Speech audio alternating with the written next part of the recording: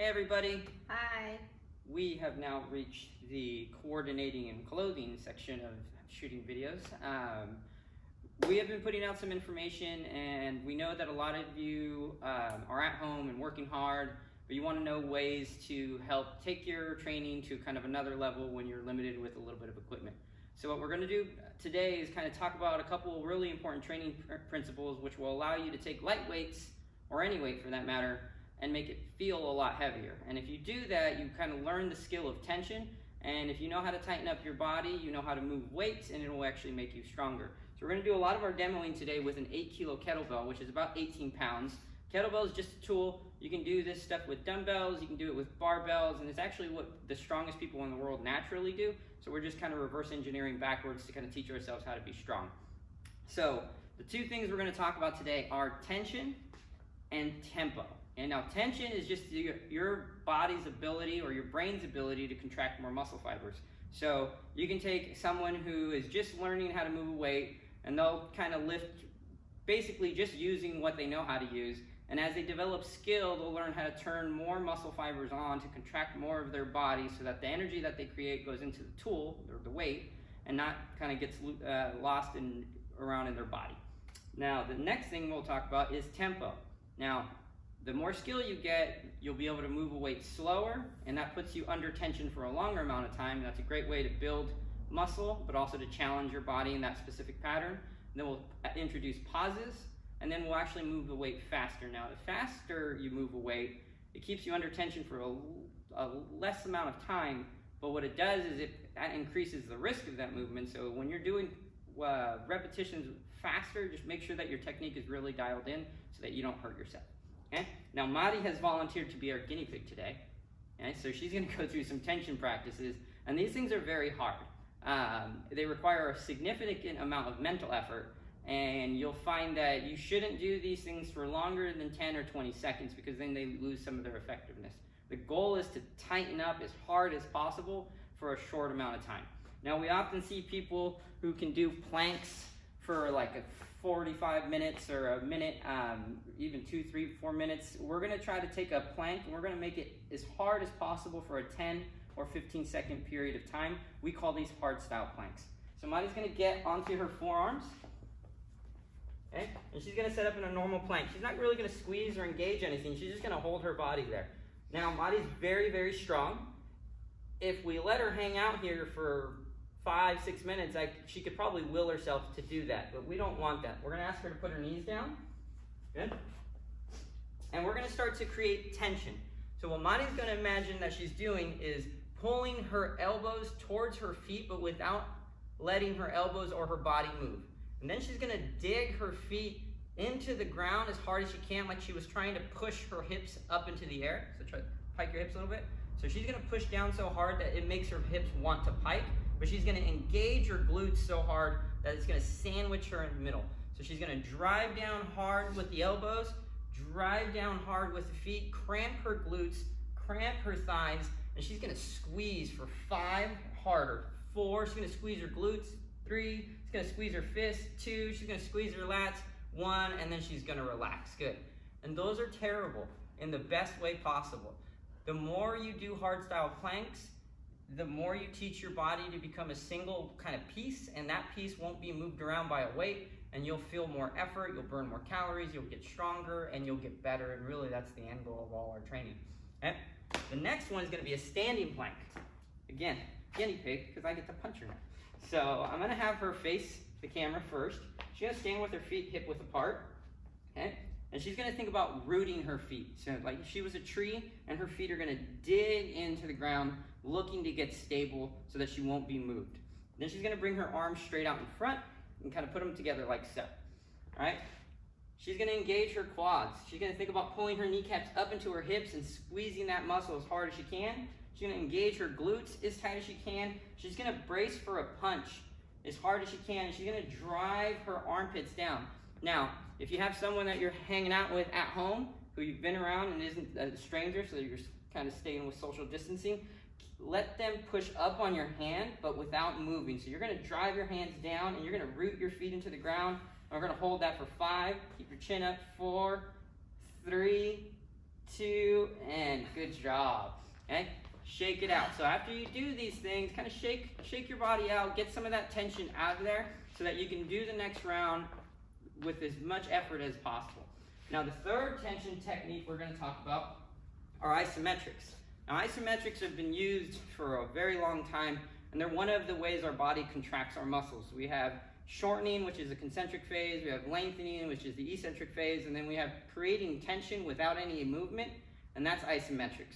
So you can do this in any way you want, right? So I'm going to have Madi pretend like she's going to grab this yoga strap, and she's going to try to rip it in half at 20% of her strength. And then she's going to rip it in half at 30% of her strength, and 40%, and 50%. And now she's going to try to rip it at 70%, and 80%. You can see her arms engaging, but notice that there's no movement. This is going to teach you how to slowly ramp up and tighten more muscle fibers in whatever movement you want. You go ahead and relax, Madi. Okay, this is terrible. I'm going to give her a break. But let's say we want to translate that same principle over to like a military press. Or let's say we only have one 15-pound dumbbell at home. I'm going to take this strap and I'm going to step on it.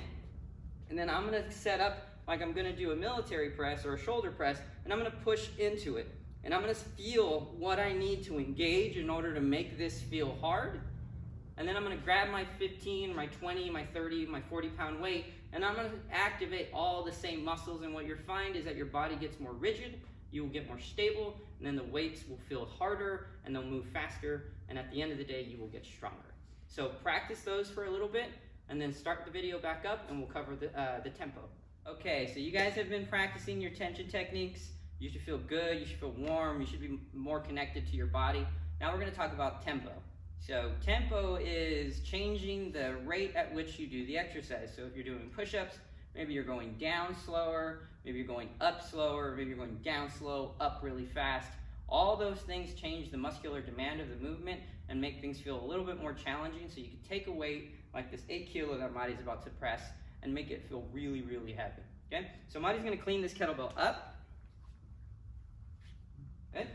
And she's going to lock into her position. So she's going to push her feet down into the ground. She's going to do all those things she did when she was practicing her tension. And she's just going to press this weight up at normal rate. Good. And then pull it back down. We're going to do 1 or 2 reps. We'll do 1 more. Good. And then come down. Now she's going to press it up at the normal rate, but pull it down half speed. So she's going to pull down slow and really focus on using the muscles to pull the weight down and kind of load those springs, and then press up at normal speed, and then pull down at half rate. Good. She's going to put it down, and she's going to shake that out because that gets hard.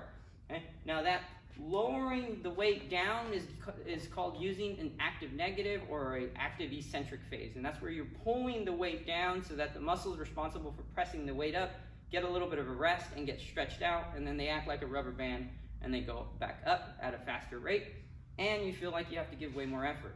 So what Madi's going to do is she's going to clean the bell in the other hand, because we're going to try to balance her out. Good. And she's going to press up at half speed and pull down at normal rate. There you go. And then pull down like normal. Good. And she's still pulling the weight into her body, but she's focusing on doing the concentric phase of the movement at a slower pace. Okay, we'll do 1 more. And back down. Good. And she'll park it, and then she's going to shake that out. Okay? So those can, again, that can be done with push-ups, that can be done with squats, that can be done with any exercise that you were doing at home. Focus on changing the rate of whatever phase. If you're pulling, go slower on the way up. If you're lowering, go a little faster on the way down. Just play around with it and challenge your body, and it'll make one specific weight feel like a bunch of different weights just based on what you do with your body. The next thing we're going to do are pauses. So she's going to go back to her right arm. I don't know why she picked the press. This is a hard movement. Okay? So she's going to press up at normal rate. And then she's going to pull down at normal rate, but she's going to pause at halfway and hold for like a 2 count. 1, 1,000, 2, 1,000, then come back down. Good. And then she's going to press up halfway. Good. Full way. And then come down. It's all good. And pause for a 1 count. And don't let the weight move. See how she's freezing it? And then back down. Good, and we're gonna park it and we're gonna let her shake it out because that's really, really hard. Good, so shake out your body. You don't want that tension to stay in there. You wanna be able to go from relaxed to tense, and that's a skill as well. So just make sure that between reps and rounds, you're shaking your body out. So we're gonna go left arm. Now Madi is gonna pause on the way up. So she's gonna press up, pause right there, hold for a 1, 2, and then she's gonna finish the rep. Good, and then come down at a normal rate. She's gonna do 1 more of those. 1, 1,000, 2, 1,000, and press. Good, and then back down, and then park it. Okay, now that can be done on the way up, on the way down. It can be done at the beginning, 3/4 of the way up the rep. You can do this with squats, with lunges, and you can even combine them where you're pausing, coming all the way up, coming halfway back down, all the way up. So there's a myriad of ways for you to challenge yourself. The last one we're going to discuss is faster. Now the reason we save this to the very end is that you have to have really good technique before you should even try this. If you're going to really accelerate a weight quickly, you want that path to be ingrained in your brain so that you're not going out of position and potentially hurting yourself. So Madi's just going to do 2 presses where she's pressing the weight up as quickly as she can, pulling it back down at normal speed, and then back down. Good. And notice she's kind of taking the same paths with each rep. Okay, she's done enough of these where she can maintain the same technique for every single repetition. If you are a novice, or if you're just getting into training, or if you haven't had a lot of coaching, I wouldn't suggest speeding the weights up too much, but play around with it. Just make sure that you're listening to your body. If it says it doesn't like it, don't do it. So that is tempo. So play around with these things at home. Take your weights, add in different tension levels, add in different tempo levels. What I would suggest though is no matter what part of your training journey you're on, practice that tension stuff, because if you can figure out ways to control your body more, you will get stronger and you'll be able to do more in life. Thanks guys. Have fun.